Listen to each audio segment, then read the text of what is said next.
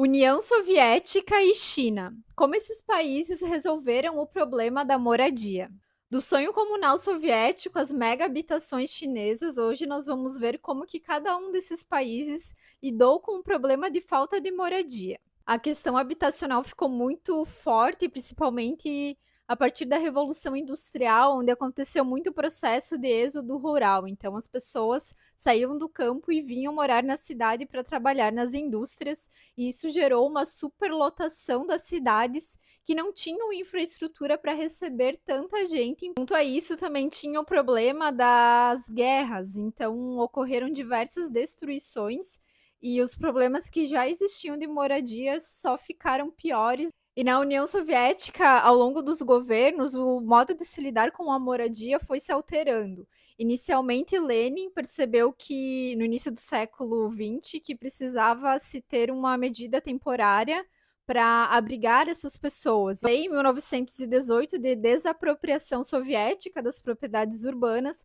e os apartamentos burgueses foram adaptados para receber mais de uma família. Ficaram conhecidos como apartamentos comunais e aconteceram principalmente nas cidades de Moscou e São Petersburgo. Com isso surgiram diversas mudanças na sociedade e aparece a arquitetura que a gente chama de modernista, que tinha como objetivo trazer então essa questão da racionalidade e da funcionalidade, movimento construtivista.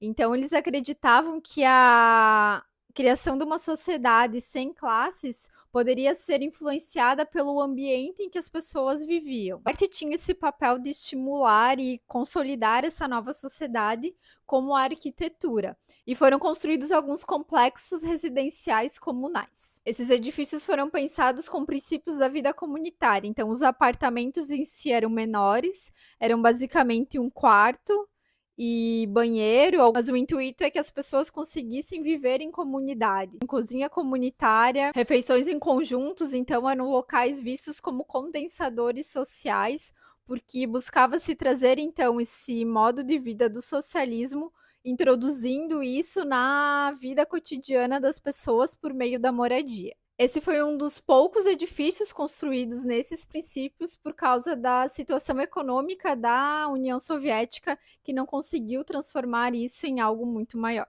O momento posterior, entre os anos 30 e 60, foram as construções das estalinkas, que são edificações residenciais de 5 a 11 pavimentos, muitas delas direcionadas para a elite, e eram também voltadas para apartamentos coletivos. Várias famílias moravam no mesmo apartamento, e o banheiro, a cozinha e o hall eram coletivos, o que dava diversos problemas, né, na questão de logística e de uso. Esses edifícios eram construídos no estilo neoclássico, então tinha diversas decorações, nas fachadas, colunas, estátuas, tudo isso trazendo esse rebuscamento para a elite que morava lá, que era principalmente militares e funcionários do governo. Com a mudança de governo no final dos anos 50, algumas características desses edifícios foram alteradas. Então, foi tirado todos esses excessos de decoração e construídos, então, edifícios padronizados. Eles tinham esse baixo custo porque eram construídos com painéis ou blocos, e isso facilitava a rapidez da construção, que chegava a ficar pronta em torno de 12 dias. Já trazendo, então, algumas mudanças, a individualidade para as famílias que moravam lá.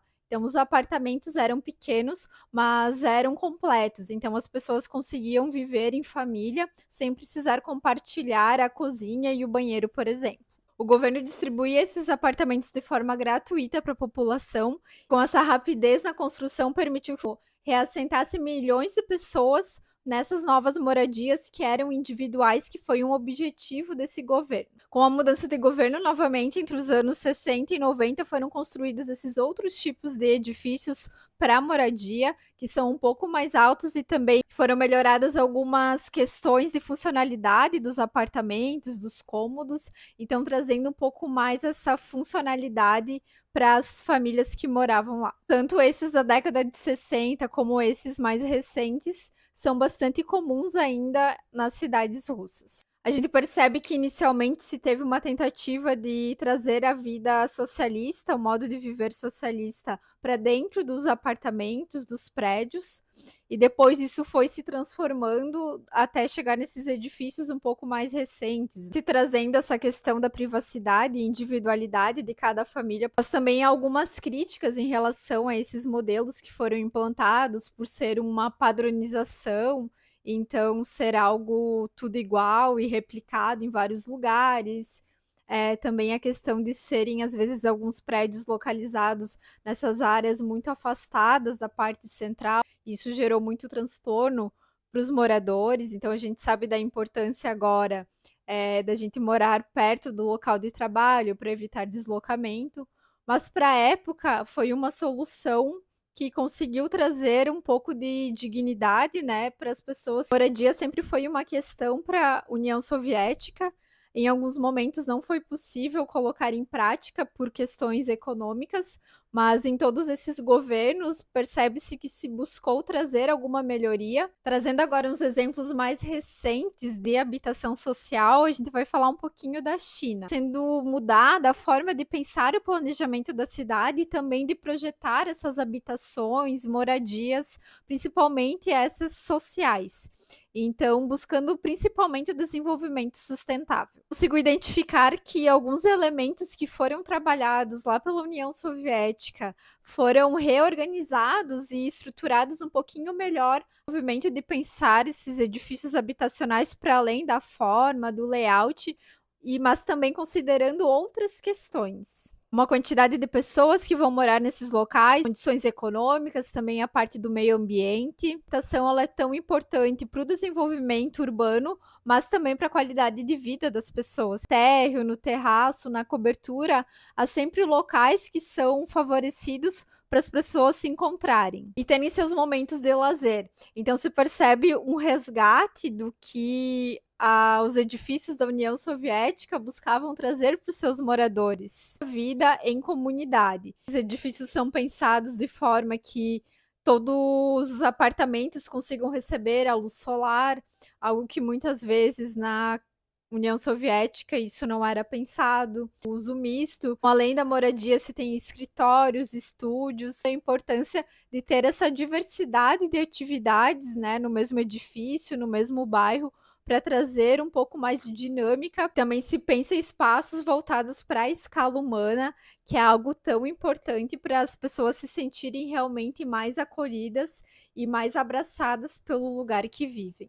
Inclusive, eu fiz um vídeo aqui falando sobre a importância da escala humana nos espaços urbanos. Eu vou deixar o link aqui para vocês assistirem. O problema de falta de moradia é muito atual. Às vezes, anteriormente, algumas coisas eram negligenciadas, mas atualmente a gente percebe que, por exemplo, com esses projetos da China, que é importante a gente pensar nas pessoas que vão morar lá, na qualidade de vida, para assim criar espaços e apartamentos que sejam agradáveis e, além disso, adaptar essas construções às características locais, à cidade em que se vive, ao invés de replicar um mesmo modelo de edifício. Tudo isso é importante para a gente construir projetos mais adequados e que sejam realmente de qualidade para essas pessoas de baixa renda. Que isso sirva de inspiração para outros países também pensarem em modos, de acordo com as suas características locais, de melhorar esse problema do déficit habitacional. É isso, agora me conta nos comentários o que tu pensa sobre esse assunto. Lembra de se inscrever no canal, de curtir o vídeo e até!